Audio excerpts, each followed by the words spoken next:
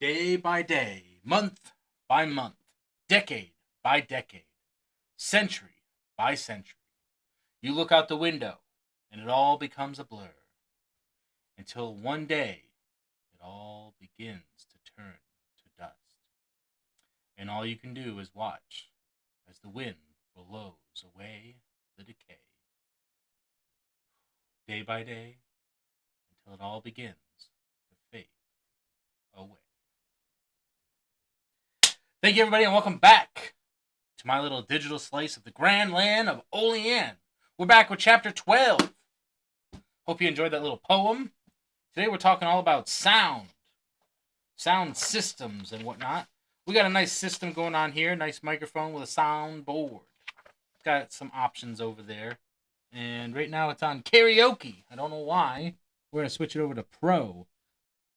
Sometimes there's a voice changer. And one day I know for a fact it's going to happen. I'm going to come down and not realize that it's on it. And I'm going to start shooting video. And hopefully it's working pretty good. Let me go ahead and jump over here real quick because we are talking about sound systems today. So I do want to make sure that everything is golden. We're going to go to monitor. Hello, hello. Hello? Hello? Turn that volume up. Hello, hello. Hello. Hello. Perfect. Love it. Now, since we are good to go on sound, which is chapter 12. Sound systems. The lack of appreciation for the importance of sound quality was exemplified by an online column I came across at a popular magic website. The author offered a fair amount of reasonable advice regarding the purchase of portable sound systems. But then he wrote a sentence that echoes the thinking of too many in our profession. Remember, you are only talking through the microphone, so you won't require the dynamic range a singer or a musician would. Makes me think of the Skeletor meme there. Remember. And then later on in the same column, there are several more features of a PA system we can just summarily dismiss and save a few more bucks. First is the graphic EQ. Remember, you are simply amplifying your voice, not fine-tuning it. Wrong, wrongo. His last point assumes it is the quantity, not quality of your voice that counts. He'd be correct if your job were calling out bingo numbers. I-11, which is probably not a number because they all... Anyway, you get the point. Bingo! But the entertainer delivers more than raw information. He delivers his individuality, his emotions, man. With an adequate sound system, you hear a voice. With a proper sound system, you hear a personality. You are a personality. We're really getting into it today. Magicians and mentalists should place a high priority on finding, buying, and using a high-quality portable sound system. It's an essential investment, and you should purchase the best you can afford. I have a Spirit Halloween mini mic. It's a voice changer for a costume, but it still does the same thing that this does. So it's fun sometimes just to hide it behind the mask or whatnot.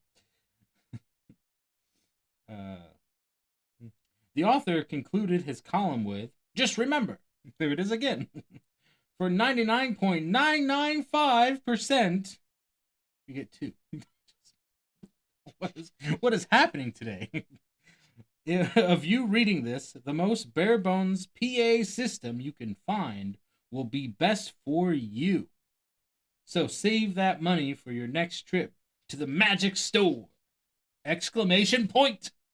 There it is, first one of the chapter.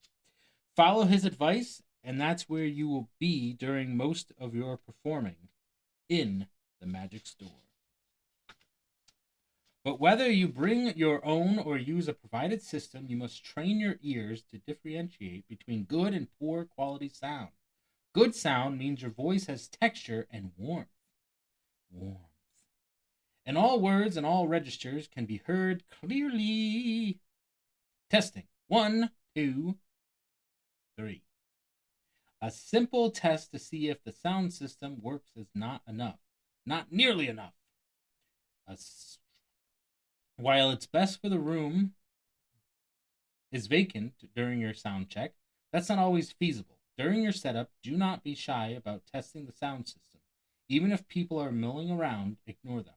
Here are the essential tips for testing.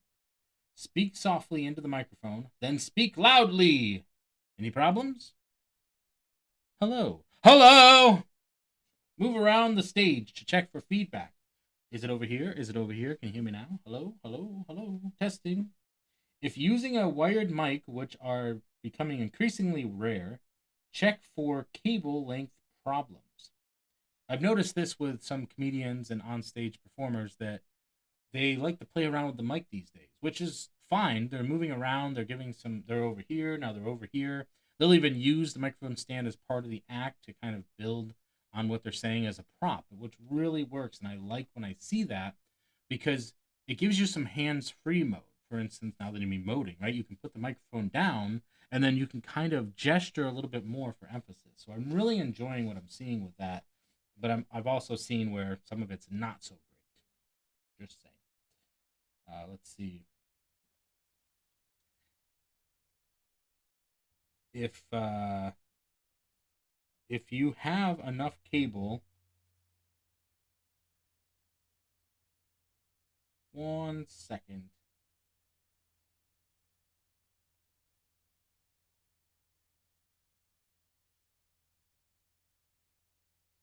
If you have enough cable, and certainly if you are using a wireless microphone, get off the stage and move around the room as much as possible, checking for feedback and dead spots, which is kind of really important. I do have a wireless microphone set up right over there. It's a lapel mic, so I have two of them.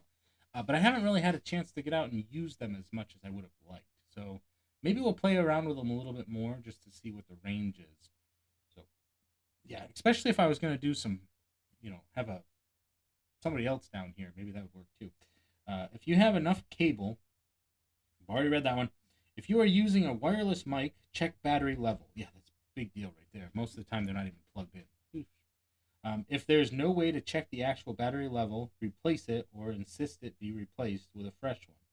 If it's your own mic, replace the battery at the start of every show. It's an inexpensive insurance policy. If you go into the audience during your show, you must go down among the seats during the seat check, the sound check. Talk and listen. It's a good idea. You just want to make sure that you're checking all your bases. There was a story recently, can't remember who it was from, where it was the Magic guys, because I watched them a lot. I was catching up. It was Eric Leclerc and Alex Boyer. They've been doing a lot of traveling together and doing shows together, and they left. I think it was their sound system. They left something. They had their magic and stuff, but they drove like 5 hours away. They're sitting down for dinner, and they're like, "Wait a minute, we didn't unload that. Where's our sound stuff?" And they had to make a choice. They're like, "Do we go without it because they're supposed to be doing a show a little bit?" So just double check and make sure, and also be able to perform without it if you need to. That's really important as well. It's not that it just amplifies your voice; it's a whole other technical side of what it is that you do. But make sure that you have stuff that you can do without it. Do you use music? Check every aspect of it: the cues to start and stop, the controls, the volume, the tonal quality. Every venue responds differently to sound. If you're not using a wireless microphone, have someone stand on stage and talk while you go to all parts of the room. If you do have a wireless microphone, take it out to where the audience will be and talk as you will be talking. Listen. If your voice equally clear everywhere, if not, find out why and see if it can be remedied. Sometimes a simple repositioning of the speakers is all that's needed.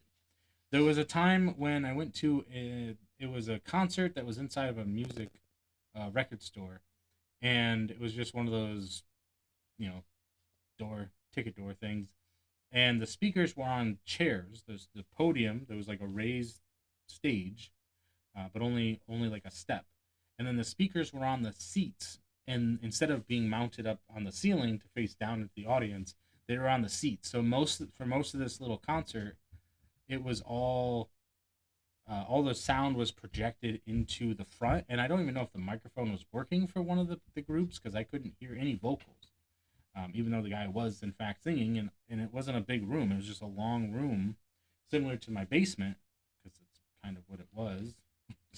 Anyway, yeah, sometimes the most practical solution in a large room is to recruit other people to go to various spots around the room and report back.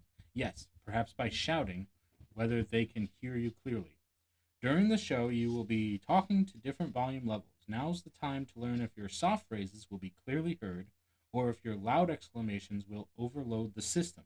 So test your different voice levels. Adjust the volume for maximum power and clarity. Adjust the tone. In general, the human voice is best served by a mid range setting between treble and bass. Don't fall into the trap that plagues so many DJs. They love bass for their music, and they pump it for their voices as well.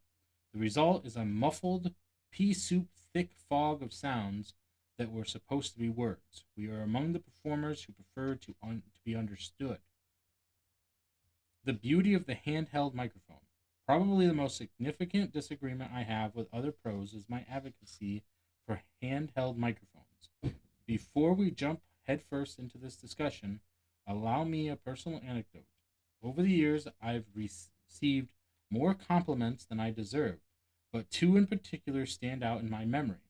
The remarks were virtually identical, and 24 years separated them, because they were uttered by fellow professional performers whom I respect. Their words made me feel warm and fuzzy inside, and being that their observations were much more targeted than the usual loved your show comments all of us receive, the remarks reverberated and lasted longer in my memory.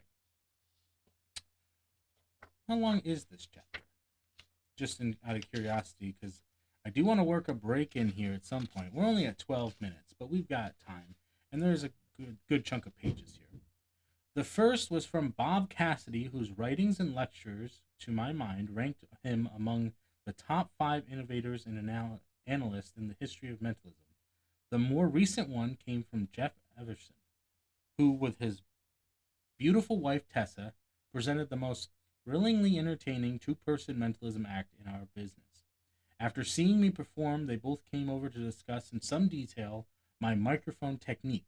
They both realized that for me, the handheld microphone, did far more than amplify my voice. For me, it's a prop as important as any I've ever brought on stage. It should be for you as well. A fixed position microphone, clip on, or headset type simply cannot offer the flexibility of a handheld. Exclamation point! He really wants this point down there. When a microphone is stationary, you have less control over the power and dynamics of your voice. It's a fixed distance from your mouth, and it remains at that distance throughout your show. Our nearest relatives on the genealogy tree of performing artists must surely be the stand-up comics. Like us, they face their audiences alone, usually with material they've developed on their own. Yet, unlike most of us, they almost always opt for a handheld microphone. At the comedy clubs, where they may not have much choice, and on the many TV specials that feature comics. Here's a fact. Whether at clubs or on TV, the most majority of stand-up comics perform using a handheld microphone. Do you think that's because they don't know what to do with their hands? No, they choose the handheld because of the control it affords them. Yes, I know. You are a magician, and you need to use your hands.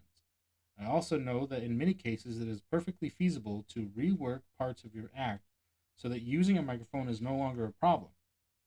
I too need my hands during my act, but I blocked my routines so that the microphone is on the mic stand for much of the act. At that point, both hands are free to point, gesture, display props, or do most anything, or I hold the microphone in one hand and do stuff with the other hand. Or I could hold the microphone in my right hand with my fourth and fifth fingers, leaving my thumb and first two fingers free to work with my left hand. Or I could momentarily place the cordless mic in the handkerchief pocket of my suit jacket and still have it angled toward my mouth. Or I could, in a rare and brief moment, hold the microphone under my arm while I use both hands. Or you could use an around the neck holder. More on this in a moment. At all other times, I simply hold the microphone and talk unencumbered and in total control of my voice. Sound like trouble? It's not. It merely takes some planning. Consider all the hefty advantages a handheld can give you in a commanding presence. You talk loudly but hold the microphone away from your mouth, creating an illusion that you have raised your volume more than you actually have. If you bring the microphone closer and talk softly, suddenly you have created a sense of warmth, which again may be an illusion because the actual volume may not have changed all that much. But best of all, a handheld allows you to whisper. You bring the microphone right up to your lips and whisper. And do you know what happens when a performer whispers? The audience perks up. They instantly know you are about to tell them something special. A breathy whisper delivered slowly with your lips right up against the microphone can be a sledgehammer tool in the right hands at the right moment. For example, try whispering the line, I really don't think this is going to work. Pray for me.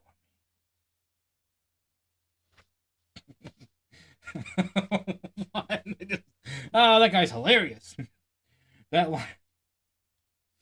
Here we go. That line can be dramatic or funny depending on who delivers it and the circumstances. The point is, when said oh so softly with the microphone held up close to your lips, it contrasts powerfully with your previous patter. Yes, you can do all those techniques with a fixed position microphone. Talk loudly, talk softly, whisper. But they won't have the same impact, not even close. Then, too, there's the problem of dealing with volunteers who join you on stage. Here's the typical scenario when the performer works with a headset or a clip on microphone. And what was the word you selected out of thousands? Blah, blah, blah, blah, blah, blah. Elephant! Exclamation point.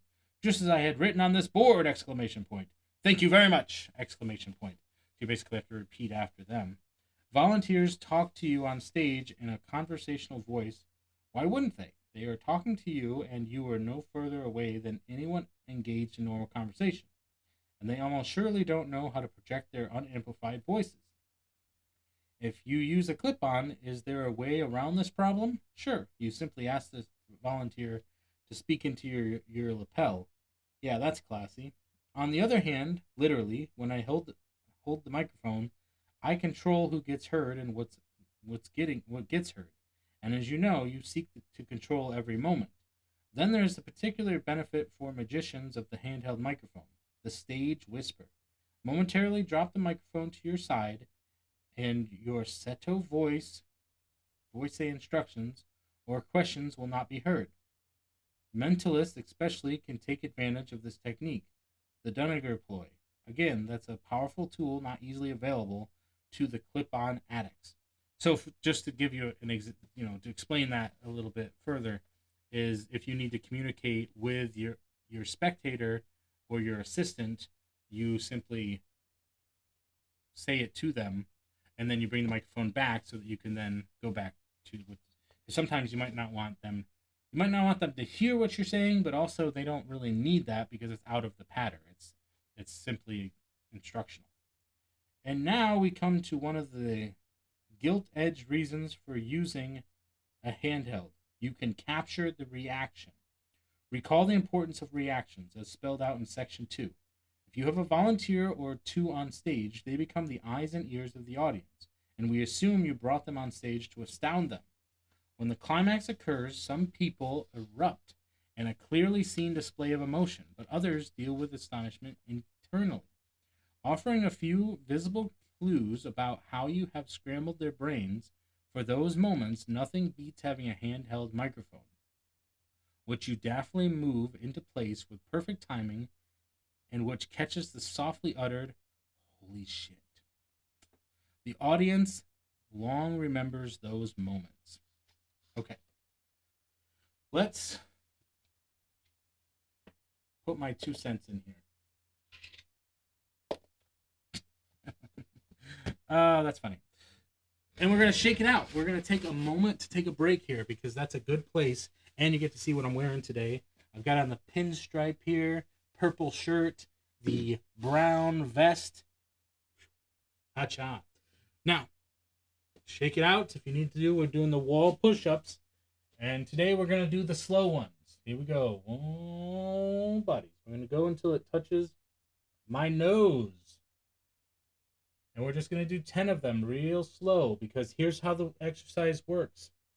As you slowly come down, that's fine. But coming slowly back up is the retention that you want. That's where the muscle is built on the rebound. Or on 4, if you're doing poor math. 5.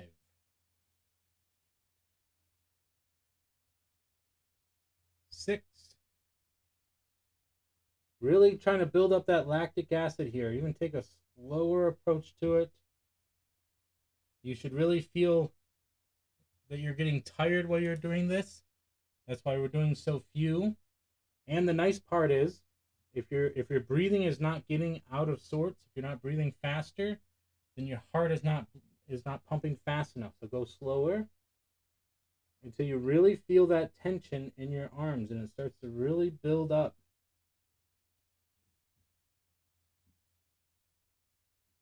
One more. Real slow.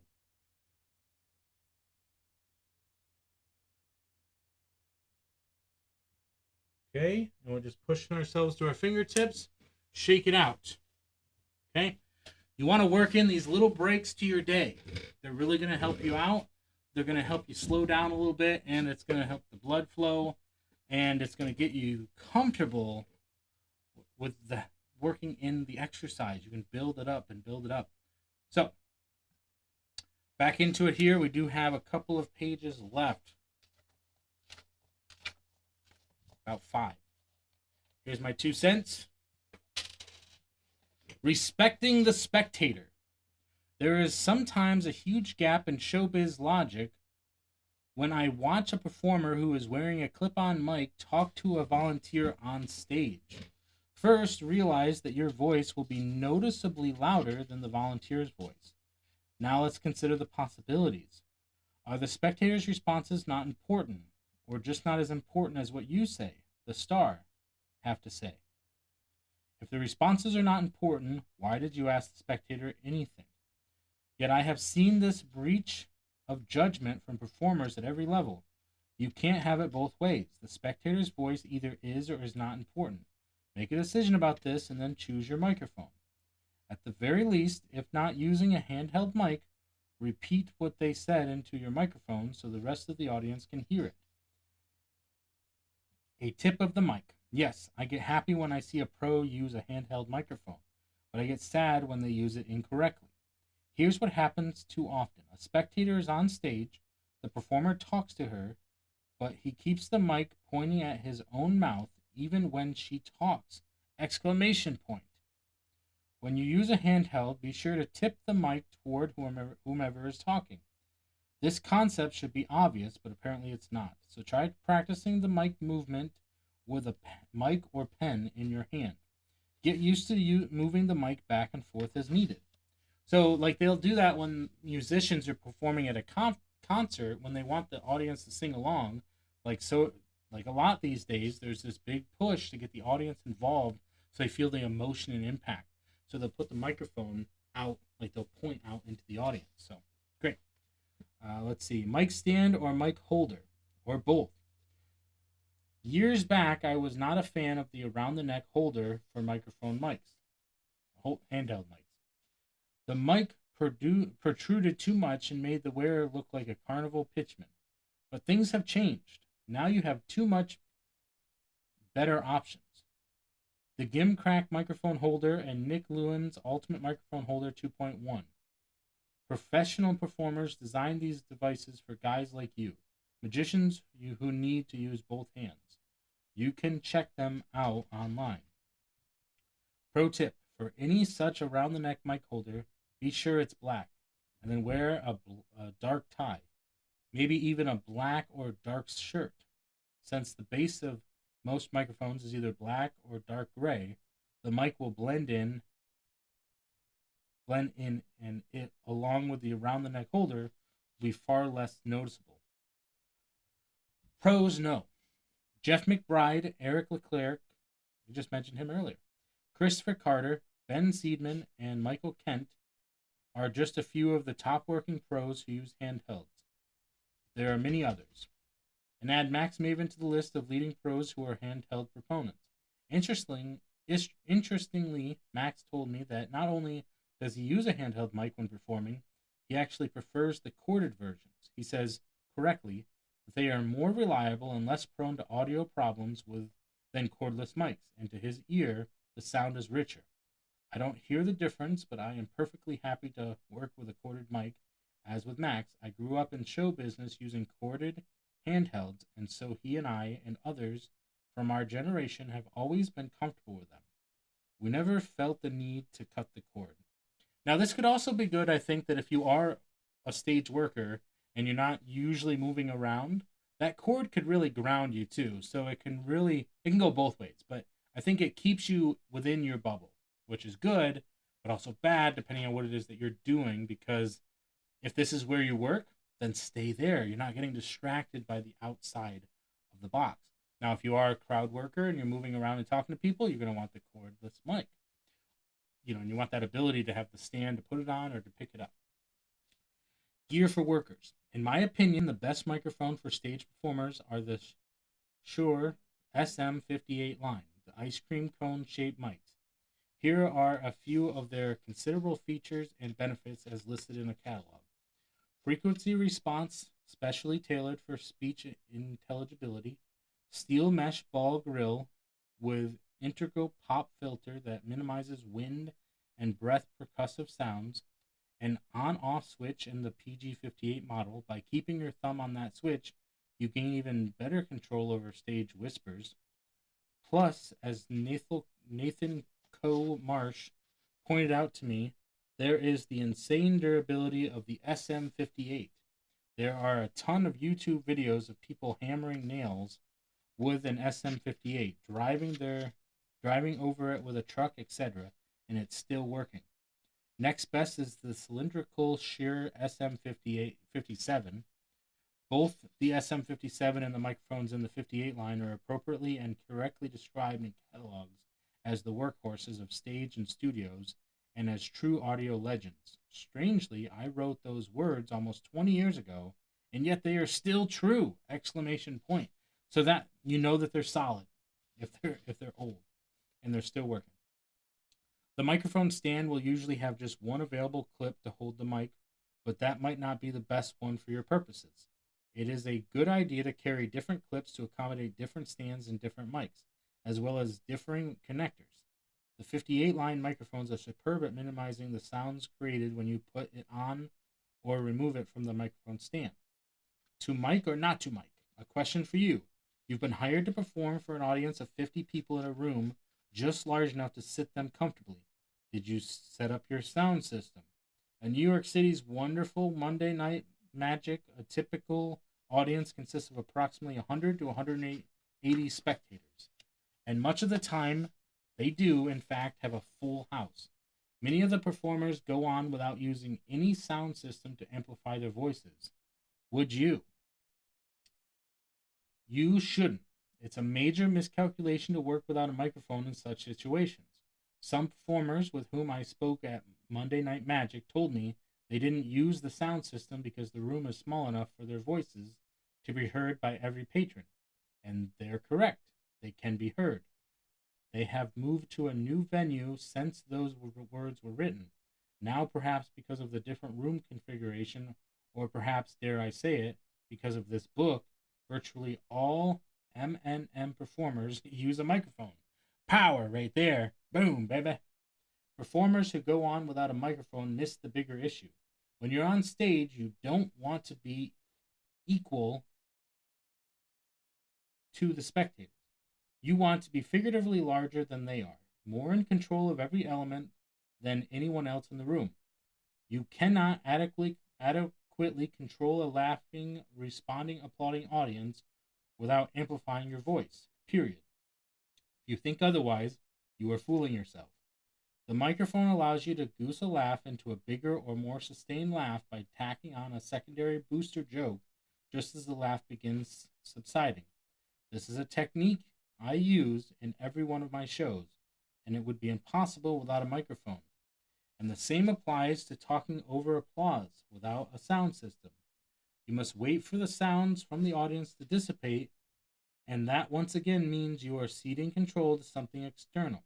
Plus, if you do happen to have a heckler, the person with the microphone always wins. Audiences are accustomed to hearing amplified voices. You adjust the volume beforehand so that you obtain just the vocal boost you need without overpowering anyone with sound waves. Other than in a true close up situation, you should always amplify your voice. Speakers. The audio-visual guys assigned to the hotel banquet hall where you'll be performing are often charming folks who sincerely want to help you look and sound your best. Don't be lulled into complacency by their friendly demeanor. And don't be intimidated if they come on with a "I know what's best around here" attitude. They are not entertainers, they are geeks. Sweet, well intentioned geeks, perhaps, but geeks nonetheless, and they don't know what you know. Here's a scenario I encountered frequently. If the AV staff has access to 4, 6, or more portable speakers, they will gleefully place all of them around the room, including at the back of the room facing forward, so that the sound shoots at the audience from all directions. That's bad. The speakers should help focus attention on you. Sound coming at the audience from everywhere seems to come from nowhere in particular. Sometimes a room doesn't require multiple speakers. More likely, however, a quality system consisting of a muscular amplifier and just 2 speakers properly set up prior to the show can easily project your voice and music from the front stage area to the last row. And by using just 2 speakers, you achieve the effect you want. The sound projects forward from near where you are, and that helps ensure what you remain the center of attention. Yeah, I mean, obviously, if the sound is behind you, you're gonna, you keep getting distracted by the fact that it's there. Whereas if the sound is coming from the front and you can hear it, even if it's being muffled a little bit, not in a bad way, but just because there's other people, it still sounds like the performer. The direction, that is, your brain still hears the performer. The AV guys from the venue or from outside firm brought in just for the occasion will fight you on this. They have the equipment and they will want you to use it. They might even goad you with other performers love it. That's fine for other performers. They may not know what you now know, or need what you need, or they may not care the way you now care about proper sound. You may need to finesse your way through, but keep in mind when the show is over, it's you they'll remember for better or worse, not the sound guy. Speaking of speakers, during the years since this book was first published, audio science has taken great leaps forward, and I want to alert you to 2 of my favorite PA systems. In late 2003, the Bosch Corporation smashed the look and the very concept of public address systems with the introduction of its L1 line. From a distance, it looks like a tall, thin pencil. Yet its sound quality and wide coverage is extraordinary. I can tell you from personal experience that my first generation L1, now discontinued, filled a country club ballroom with better sound than most standard and far bulkier PA boxes. Even better, as a hypnotist, I placed the column directly behind the middle of my row of chairs that would hold my 12 volunteers, and amazingly, feedback was never concerned. Plus, despite what you might assume, the person directly in front of the speaker column was not blasted with sound. Here's what the Bosch website says about the L1 Model 1S. High-performing, powered, portable two-way loudspeaker system with 195-degree HX 10-degree V nominal dispersion is designed for the production and reproduction of live music, music feedback, speeches, and AV sound reproduction. 12 driver articulated line array produces wide uniform sound coverage throughout the entire listening area, even off to the extreme sides. Consistent front-to-back coverage, 12 drivers mounted in a vertical line array produce less drop-off in sound pressure level per doubling in distance than a conventional point source. For a full description of the L1 and all its various configurations, visit the Bosch website. After Bosch brought out the L1, other manufacturers produced similar-looking PA towers. I've heard several, and in my opinion, the sound quality does not match the Bosch. Wow. For smaller audiences, say fewer than 100, I can recommend the Anchor Audio AN1000X Plus. Once I bought that unit, I was able to put an entire PA system, speaker, amplifier, cables, extension cords, and microphone into a small over-the-shoulder duffel bag. Only the mic stand was to be carried separately. I typically didn't even bother with a speaker stand, although in truth that would be better. I merely placed the Anchor box on a table or chair off to the side. With the sound quality does not approach that of the Bosch system, it was still better than most similar small PA boxes, and it is perfect for those situations where I don't need to or want to carry the larger and heavier Bosch. The Anchor speaker, and certainly the Bosch L1, are more expensive than most of the PA system advertised to the Magic community, but you get what you pay for. As said above, sound quality is supremely important. And lastly, Bosch and other firms now make small Bluetooth speakers. Check out the Bosch SoundLink Micro that fit in your hand and sound terrific. They can be perfect for close-up workers. Just place it on the table and go. Some of these small units pump out surprisingly tight and smooth bass notes, filling the space with quality sound. So now there's no reason those performers can't benefit from music as well. Gorgeous. Monitors. You must hear what the audience hears. I have never understood why so many performers overlook this simple requirement. If you don't have audio monitors and the house speakers are placed in front of the stage, you will have a tendency to talk too loudly. Insist on monitors. Without monitors, you will not hear what your audience hears. They hear sound emanating directly from the speakers while you hear your voice reflected back at you. That puts you at a substantial disadvantage. An alternative to using monitors is to have 2 or more speakers that will serve as both the house public address system and as your monitors. Position the speakers on your stage so they are as far back behind you as possible. Then aim them diagonally across the room so that the speaker over your right shoulder broadcasts out to the far left corner and the opposite of the other speaker. Caution. The audio guy will look at you like you are a pathetic show business neophyte who doesn't understand feedback. Be patient with him. The fact is, with most high-quality sound systems, you can stand almost directly in front of the speakers without causing feedback, especially if you're using a good handheld microphone. Condenser mics, and especially clip-on condenser mics, will give you more feedback problems. Just one more advantage of the handhelds. If you do have unacceptable feedback, you can try several possible remedies. First, if possible, change microphones. They each respond differently in different acoustic environments. Adjust the positions of the speakers, sometimes re-aiming them by just a few degrees will fix the problem. Also, try tweaking the tone controls. Bringing one of the treble slides down a few notches right might make all the difference.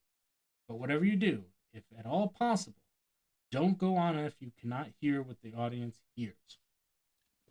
Wowzers. Chapter 13, Music. That's what we're going to be looking at on Monday because we've decided that Sundays is going to be family day, but also this Sunday I'm going to be out of town. So if a video does go up, it's going to be a short or something like that. So that's what we're going to be doing.